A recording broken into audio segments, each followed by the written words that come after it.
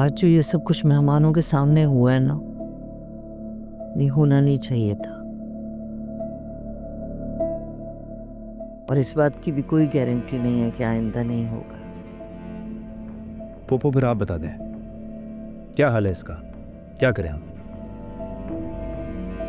साकिब, तुमने जब भी रिदा को साइकोलॉजिस्ट को दिखाने की बात की है ना, मैंने मुखालफत ही की हमेशा। मुझे लगता था कि साइकोलॉजिस्ट को दिखाने से मसला और बढ़ जाएगा, लेकिन मैं गलत थी बेटा। मेरा ख्याल है हमें उसे जल्द से जल्द किसी अच्छे साइकोलॉजिस्ट को दिखाना चाहिए। एक मिनट पोपो, ये बात किसने की है आपसे? किसी ने नहीं, लेकिन तुम खुद सोचो ना, ये जैसे उसका डर कम नहीं हो रहा, बार बार उसकी हालत खराब हो जाती है।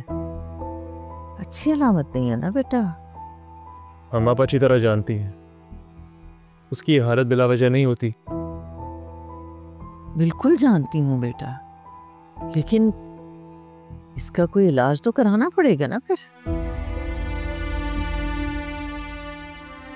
बिल्कुल ठीक कह रही हैं, मैं कल ही किसी अच्छे साइकोलॉजिस्ट से अपॉइंटमेंट लेता हूँ और उसको लेके जाता हूँ। ठीक है?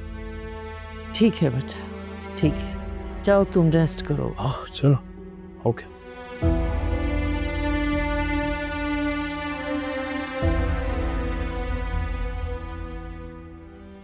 अम्मा, एक बात बताइए, ये कौन है जो आपको बातें सिखा रहा है? क्योंकि आपको तो ये बातें नहीं आती। क्या मतलब है इस बात का? आप अच्छी तरह जानती है कि रिदा इससे बुरी तरह रिएक्ट कर चुकी है पहले भी, मगर आपने पहले कभी साइकोलॉजिस्ट के पास जाने की बात नहीं की। वो इसलिए बेटा कि पहले बात हमारे घर और हमारे घर वालों के दरमियान थी, लेकिन अब मुझे एहसास हुआ है कि मैं गलत थी।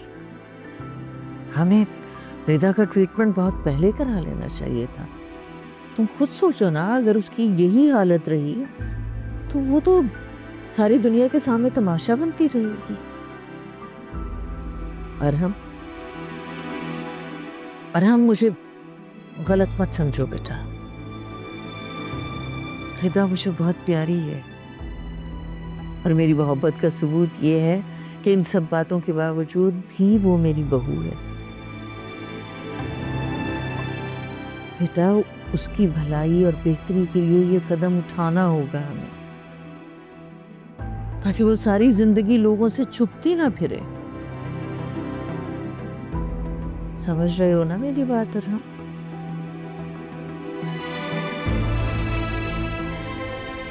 जी समझ रहा हूँ।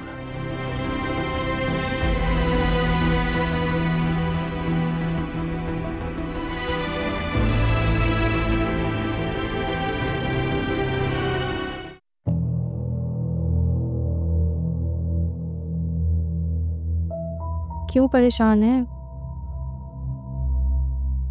वो साकिब कह रहा था कि उसने आज शाम का अपॉइंटमेंट लिया है किसी दिमाग के डॉक्टर से।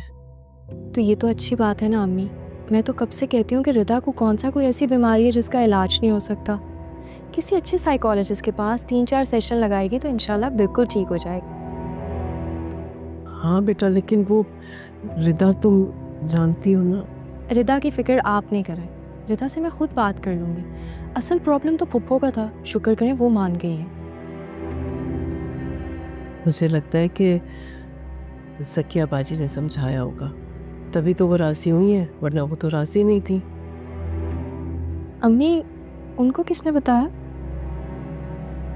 जाहिर है बेटा, उनके सामने सब कुछ हुआ था।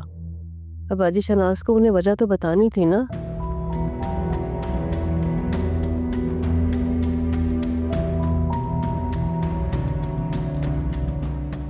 अच्छा चलिए, आप कुछ खाएं। कितनी कमज़ोर हो गई हैं आप 2 ही दिन में। ठीक है, क्या हालत बना ली आपने अपनी।